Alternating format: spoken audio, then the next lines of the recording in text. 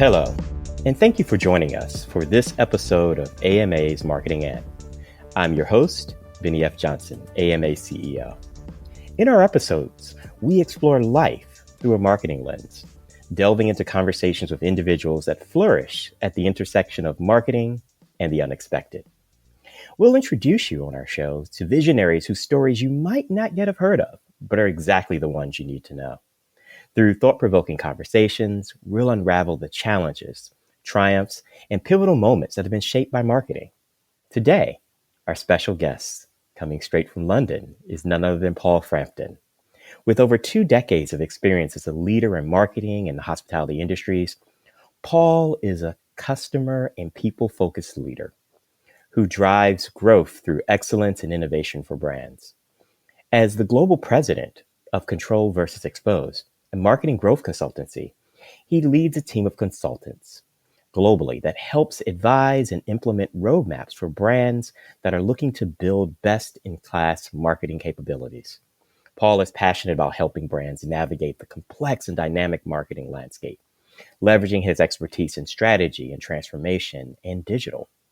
He is the host of Time for Reset, a podcast, and MadFest, where he shares insights on best practices of marketing as a growth engine and how to lead through change. Paul, welcome to the podcast. Thank you very much, Benny. Lovely to be here. How are you doing? I'm calling out your London base today because you just gave me a bit of news that you're going to be going through your own change in moving to the States for work. I am indeed. So I am heading within the next 60 days to Miami to warmer climes. Yes. So rather looking forward to that. As we think about, the work, it creates an incredible backdrop for you. You're talking about how you're thinking about the business in a really global sense and how marketing, the nuance of marketing changes from location. How do you think, going from London to Miami as a base of operations will change your vantage point? Yeah, so as we were talking about before we started, I think marketing at its heart is people, it's humanity, and how people behave. And obviously, our job as marketers or advertisers is to try and get people to do things slightly differently and respond to things. And I think that. So my wife's Colombian, so my full name is Paul Frampton Calera, but I always shorten it to Paul Frampton. So I do have a Latin connection. So fortunately, that's probably going to help me a little bit in Miami because I understand it's a tad Latin, tad Spanish. So I think that will help me. But I think the way that marketing and kind of commerciality entertainment is in North America and is in Miami or LA or DC and Chicago is very different to London and very different to Dubai, where I just spent the weekend. So I think our job as marketeers is to really deeply understand why people do what they do and what their motivations are. And culture, I think, is a huge part of that, where you grow up, whether you've transversed different cultures and lived in different parts of the world. And I hold myself very fortunate that at a very young age, when I worked for Havas, I got to travel the world as part of a global digital team. And so spent time in Mumbai and Bogota, in all different parts of the world. And I think that exposure, that broadening of my horizons just meant that I developed this fascination with why people do what they do and culture. And I think if you don't understand that, then you're never going to get marketing right. It's so true. So let's delve a little bit into that. I'd love to know your background. Like, what brought you into marketing? Good question. So I always thought I wanted to be a journalist. So I did an English lit degree and I love words. I love writing and I thought I wanted to be a journalist. And then I started in the UK, what's called an NUJ, so the Journalist Union course. And only a few months in, I kind of decided that I wasn't quite sure it was the right thing for me. And I started to get interested in because someone told me about media. And I always thought about media as like, you're a journalist, you're behind, you're an anchor or you're on the radio talking, that must be media. But then it turned out that there was another part of media, which is in the advertising world, you've got the media and the creatives. And someone told me, go and look at a media agency. And I was like, what's a media agency? Is that like CNN or the BBC? And it turns out, no, there's lots of people that plan and buy where you target people and where you put adverts, which is obviously the bit that Mad Men doesn't focus particularly on. But there's a whole industry that sits alongside the creatives called the media industry. And I saw a very small ad in the Guardian newspaper, one of the broadsheets here in the UK, and it said they were looking for a graduate media planner. So I went to the first interview and turned up, and it was quite Mad Men-esque. The guy that was interviewing me was smoking, drinking something. Well, I don't think it was alcohol, but he was drinking and just firing questions at me. And I was like, this is a rather strange industry. Didn't get that job, but went to another 3-letter acronymed agency where they did kind of decide to hire me. So I kind of stumbled into it purely because I was really interested in people and writing and kind of storytelling. And then I found myself in a media agency. And then I found myself trying to have to understand, like, where do people spend their time? Where will you find people? And how do you get a message in front of people? And then I fell in love with media and fell in love with advertising, I guess. And the rest is history. Wow. So when you think about when you first started and you fell in love, are there things today that still remind you of that moment? We talk about how so much has changed, but I'd love to ask you, for you, what's still the same? What's still the same is telling stories, actually. So really, whether it's a beautiful TV ad or it's a tiny little bit of copy on Google when you're searching for something, I think the choice of words and knowing something about the intent behind why someone is where they are at that point and the way that you can then bring them into a story and encourage them to do something. I don't think that's changed at all. I'm sure we'll talk about AI at some point today. Even in a world of AI, really, we're still thinking about how do you tell stories that kind of engage and motivate and inspire. I think what AI enables us to do is obviously to think about how we get the more mundane, pedestrian parts of marketing done more quickly and in a more automated fashion so that we can focus on the strategic. So we can actually focus on delivering against consumers' expectations. Because I'll be a little bit provocative in saying that I think there's a lot of really bad marketing and there's too much marketing a lot of the time. And I hope that AI, if harnessed in the right way, can help us level the bar, actually raise the bar when it comes to the quality of relevance, the personalization of advertising. Because we talked about it at conferences for years about the customer and how important they are. And then all of us have got stories about the same company and having a really bad experience in a call center or in the way that they've been communicated to over email. So I think what we want marketing to be and what it actually is outside of marketing conferences isn't always quite the same thing. Right. Well, it's so true. And we think about access to resource and opportunity because we want to believe that all of the marketing we see is great and good and awesome. But if we're self-reflective, we talk about it. Some of the stuff that we see coming out that we guilty of ourselves, not that great, not our best selves, right? In terms of marketing. But, early on, I got a chance to see a collection of AI tools that just helped elevate the world for really small businesses. Right.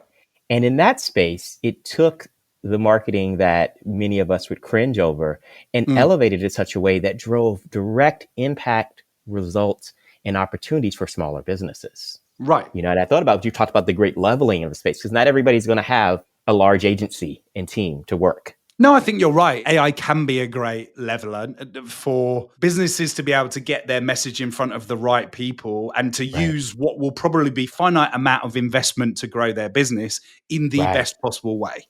Right. Like really, the slightly strange thing about marketing, which I often debate with colleagues, is it's a profession, yet it's not one with lots of certification. Yes. You can walk in and start doing it and you can appoint an agency and that agency doesn't have to have kind of gone through certain levels of kind of validation or certification, like if an accountant or a tax advisor came through the door. And I think that sometimes does hurt our profession a little bit because how we kind of value and evaluate what really is good quality and what isn't is really in the eye of the beholder. And it comes down to the quality of the CMO or the quality of the person running the agency or the creative director, rather than there being these benchmarks or standards that we have in the industry. And look, I'd also say that actually not having some of those standards is part of why the industry is so wonderful and so creative. But I do often wonder whether that hurts our industry because we don't turn up in quite the same way as a profession when we walk into a business as maybe other kind of professions or disciplines do. That's one of the areas that's a big focus for us at the AMA. Yeah. How to get that right balance between profession as a creative, generative space, and profession as a space in which standards protect, Right. reinforce, and advocate. Trying to find that right balance, because there are It's things hard, that, right? yeah, Yeah. it really is. And we know that we do a lot of work on skills frameworks on what it takes, kind of core skills to be a marketer, but we're also expanding over time and looking at what are the ethical considerations, right? Right. Just because you can do something doesn't mean you should. And as we look at technology and AI, that becomes more important. But then creating Absolutely. the space for those like you and me to come in and go, okay, yes, we've got a framework now of the profession. Where can we innovate, and where can we be more than what we imagined yesterday? Right. No, I like that. I think that's really important. And you talk about skills matrices and skills. I think that is so critical. And I think the organizations or marketing disciplines or agencies that put effort into that and developing those frameworks really do benefit in the long term, because they identify where are the gaps in our people? How do we develop and grow them? Way before AI turns up and suddenly everyone's in shock and like, oh my God, we need to train someone in prompt engineering and in this entire new world. There should be a constant continuous improvement and learning mindset to move people towards a better place because we've had technology around in marketing for decades. It's not like it only just turned up. Well, since we were talking a bit about AI, we've done a bit of research, and it's consistent and continually shows that as a profession, marketers are those who are all in terms of using AI. We've been experimenting and playing more, which is what we've encouraged everyone in our community to experiment and play, to understand where the opportunities are. But we're seeing that in the data that's showing up, that we've got that flexibility. So, our eyes are all set to what the future holds in that, but we have that flexibility. One of the things I want to talk to you about is, and it's been clear in our conversation here and in your bio in the space, we talk a lot about change. Yeah. But yet you work also in a consultancy space where a lot of the work you're doing is helping organizations create a roadmap. And so I'd love to get your feedback on this. This is a tension that I'm constantly talking to teams and others about, the difference between the map and the terrain, kind of the strategy as an abstract space is a guiding principle, and then being in that moment and understanding the nuances that where the terrain separates from what you thought was the environment. I love that question, Benny. I really love that question, because look, 80+% of transformations, or whatever you want to call it, of change fails. And why does it fail? It fails because of generally people and politics, inertia, the fact that it's a lot of effort, the fact that people maybe have got reactants and don't really want to go down that path. Or they have emotion attached to going down that path because they're only going to be in the job for another 5 years or whatever it might be. So the same human emotions and reactions that make great advertising succeed are also the same things that stop organizations from changing. And look, we're, in the grand scheme of things, we are not a McKinsey or a Bain or a BCG, but we saw something quite interesting, which is that big management consultants come in and do a phenomenal job at identifying the gaps, identifying the need for operating model change, and they get alignment to do something. And they usually get a big number agreed on. But then what rarely happens is that plan gets understood. The team are enabled to go and deliver it. And so we focus our consultancy focus all around this area of enablement and adoption. Because you can write, I'm not saying writing a new strategy or kind of doing an assessment is easy, but it's an easier part than getting people to actually change what they've been doing for 5 years and go down a path. So we spend a lot of time in trying to really think about, how do you turn the things that you've observed that need to change into the highest priority next actions that need to be taken to get an organization to drive greater growth from marketing. Because we fundamentally believe that marketing is the primary kind of growth engine within any organization. And I think a lot of people talk about it as a growth engine, but they may not talk about it as the primary one. But I think if done well, it can be the primary growth engine. But I think a bad consultant leaves with just putting a PowerPoint on the door and saying, you need to do these things. But if those things are not understood, and there's not understanding of who needs to be involved and how their skills need to be adapted to enable them and give them the possibility of executing that plan, then it's just as bad as having not put the plan in the first place. So Right. we dig very deep into what's the roadmap, and then we chunk things up in our recommendations chunk up into 3 areas. The third are things that you can do with the team you've got, right? You can do it. You just need to reframe things slightly and talk to people in a different way, and we can help you with that behavior change. There's probably another third, which people in your ecosystem, your suppliers or your partners, could do if you change the way that you operated. And then there's a third, we haven't seen anybody in your ecosystem that can do the things you need. So you need to bring people in from the outside.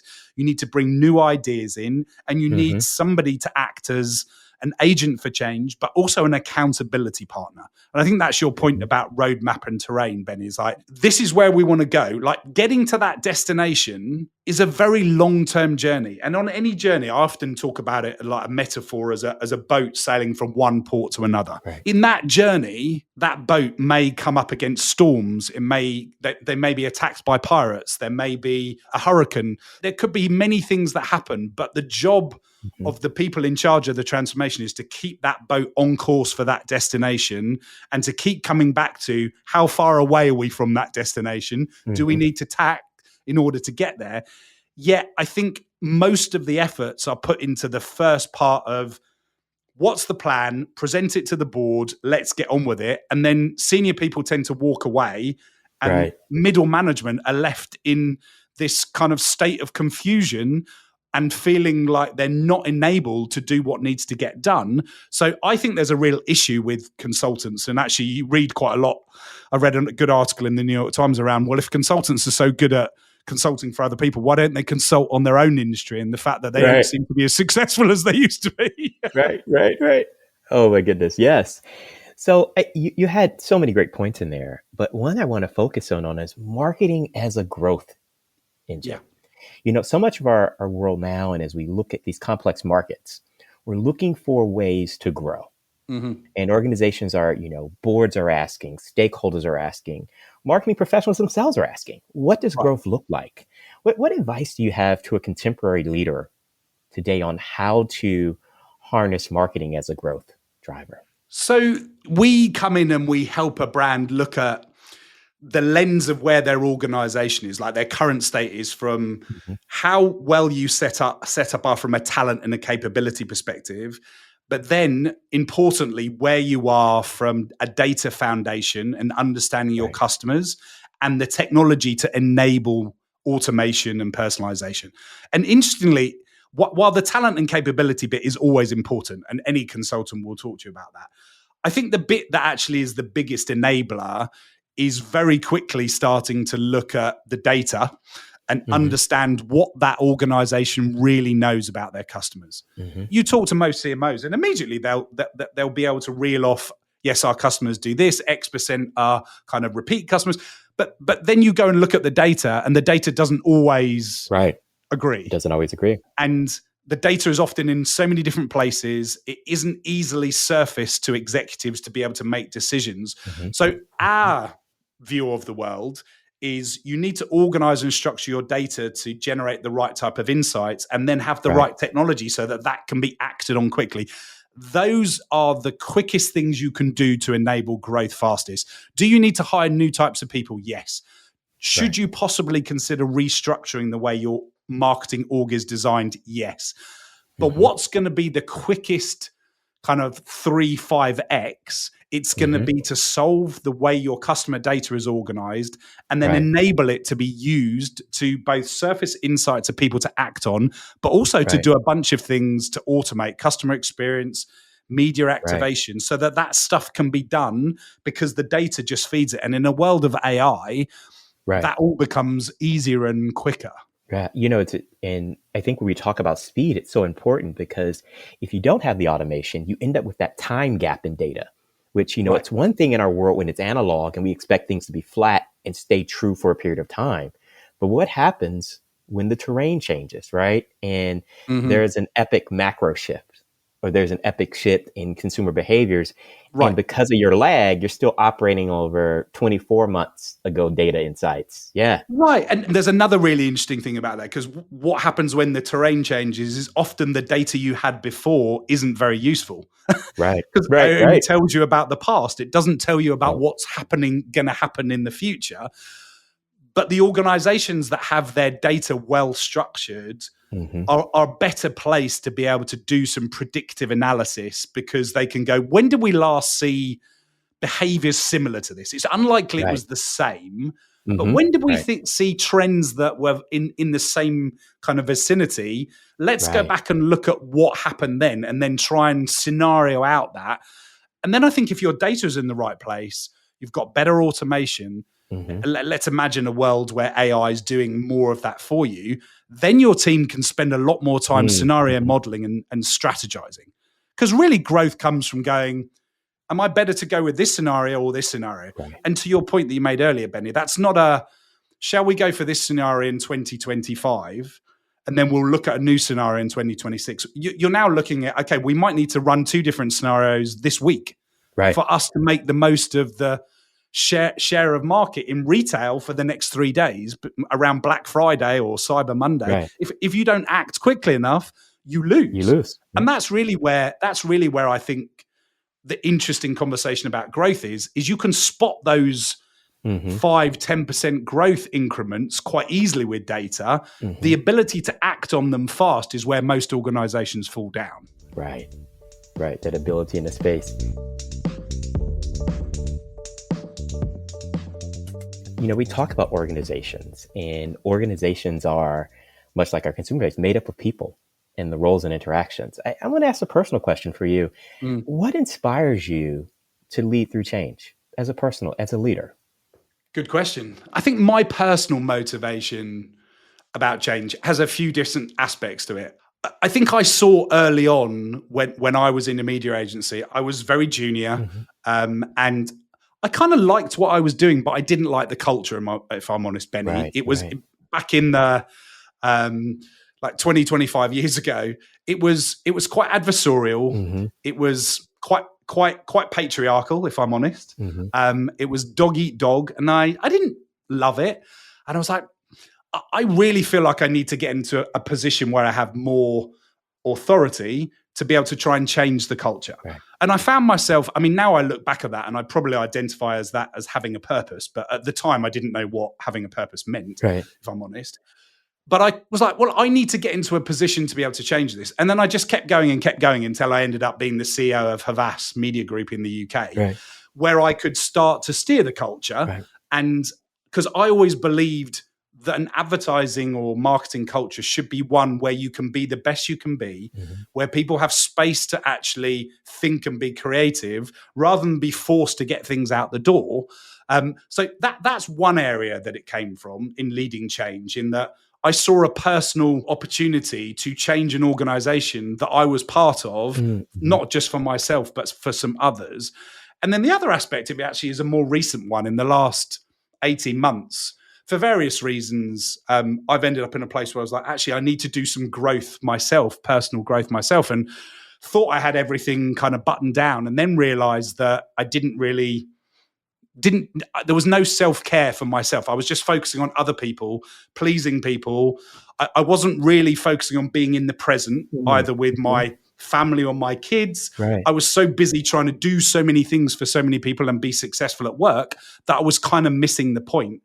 So I guess I'm inspired by having found something myself, then trying to help others see the light and see that there's a better way to do things. And that only comes through change, frankly, whether that's a change in your own personal kind of circumstances or a change in an organization.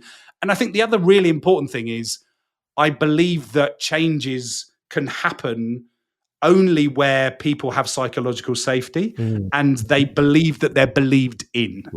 And a lot of the time, we push change down from the top and we tell everyone that they're not great at doing what they're doing and they need to improve. And I think we're humans, right? And humans want to believe they can be better and that they have opportunity and that they can get there. So psychologically, I think there's a huge amount of change which comes down to how much you care about the other person or the people who are involved.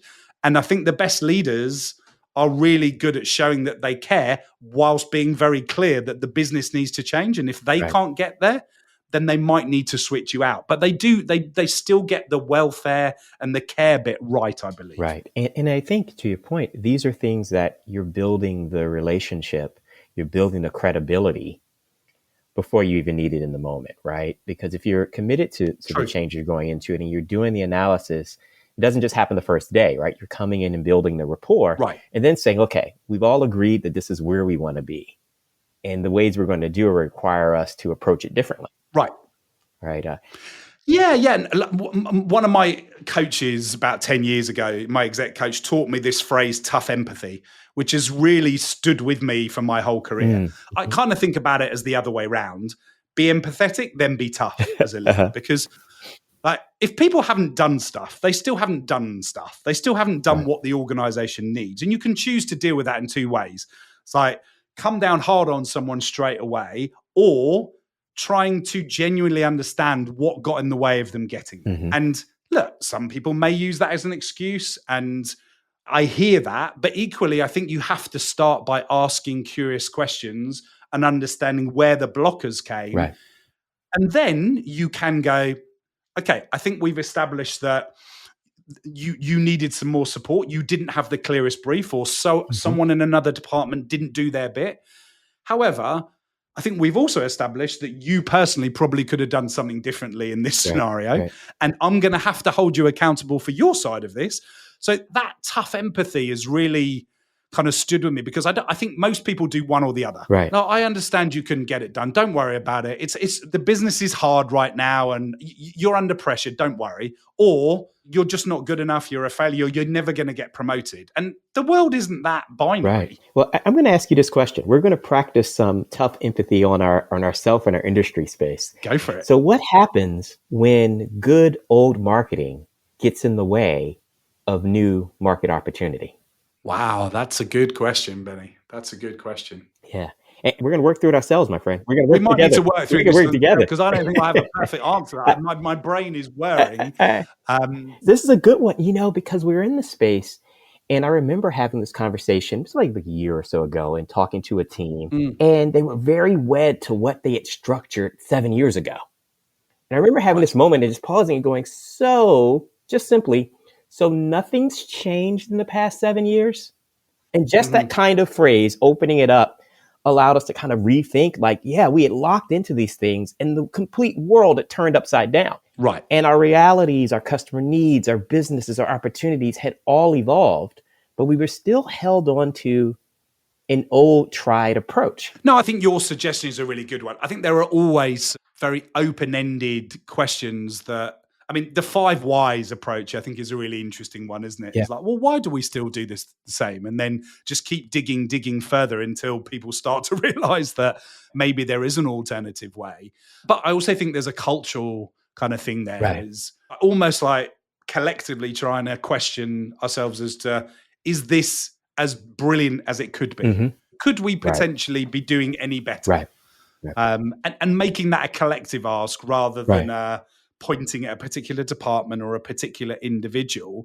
And I also think the other thing is probably a bit like Jeff Bezos does, is taking it back to the customer or the consumer and going, could our marketing be serving our customer base in a better way than it is today? I think then you start having some slightly different conversations. It's like, well, that's not pointed directly at me. And it's also slightly more kind of broad and elevated away from the day-to-day, that it allows me to step in without feeling admonished to start to contribute.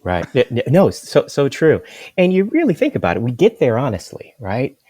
You think of the pace of change now. So, when we were having those conversations 25 years ago, the pace of change was very different. So you could run similar things through 4 and 5 cycles and have a longer view of, is it performing well and time in there? And the market didn't penalize and the business rewarded that. But in our space today, there's both a penalty on both the market and the business that happens if we're not responsive.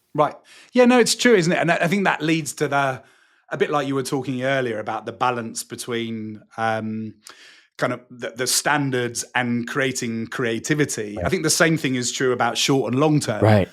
In that you're right, the opportunity is only there for a period of time, and if you're not agile or data driven enough, you may lose it. But at the same time, there are some companies that optimize to the bottom of the barrel, Right. and there's nothing left to focus on, because like we ran some activity, it didn't work within 4 days, we pulled it, Right. and we stopped doing.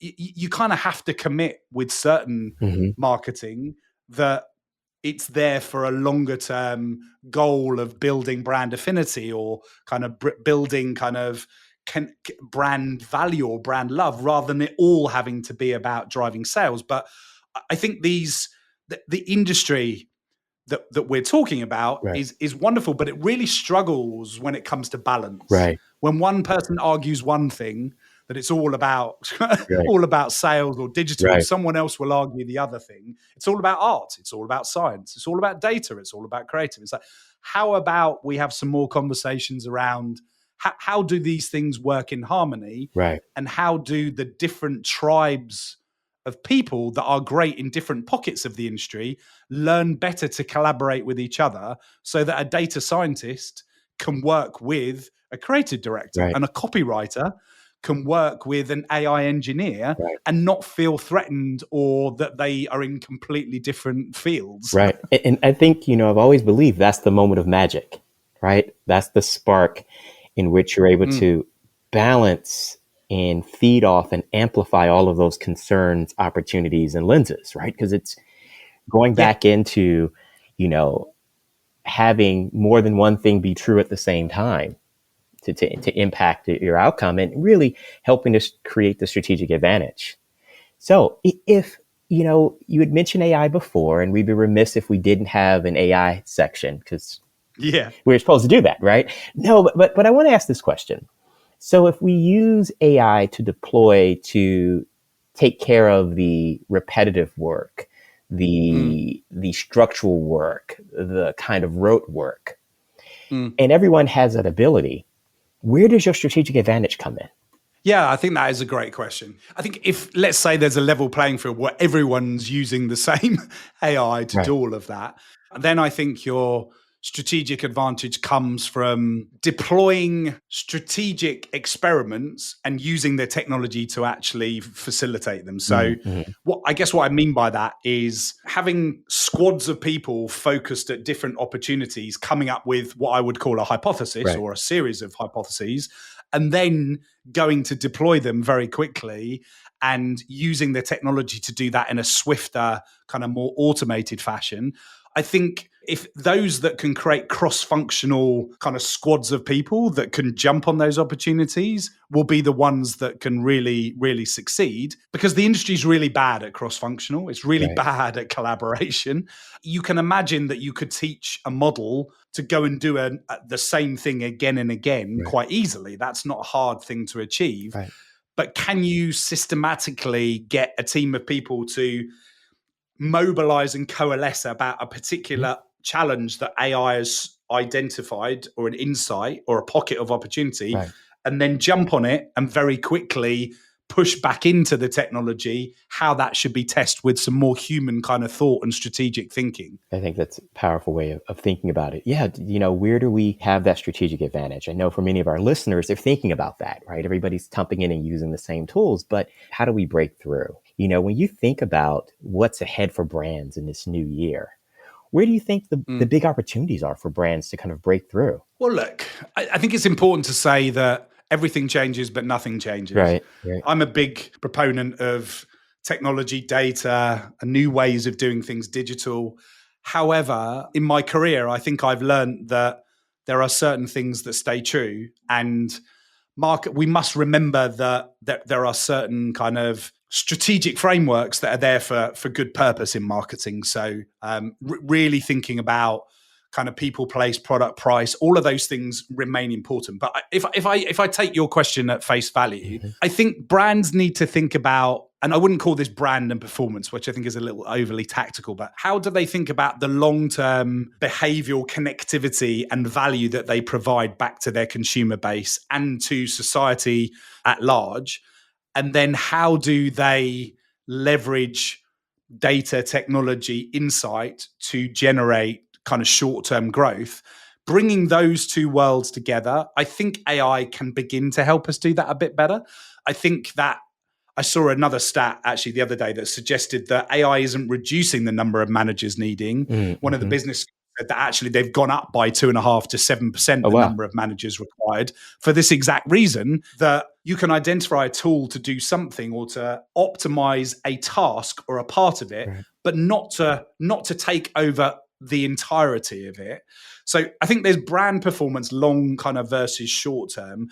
I then think data strategy is still kind of underutilized. I think the retail market with retail media is probably leveraging that most right now. I mean, look at the size of the industry that's been built out of suddenly realizing the data that they sat on and how valuable that is to CPGs and brands. And I think there's a really interesting space there. And I think you're going to see change on the CPG brand side in how they structure themselves to be able to work in a different way, because they used to just buy. One used to buy and one used to sell, and now they're selling and buying to each other, which completely changes everything. So I think the ability to launch new product and new services, the drive towards things like how does your brand provide value back to your consumer base and do it in a sustainable way, I think means that we'll see brands move into new spaces that they can potentially monetize or like Albertsons, like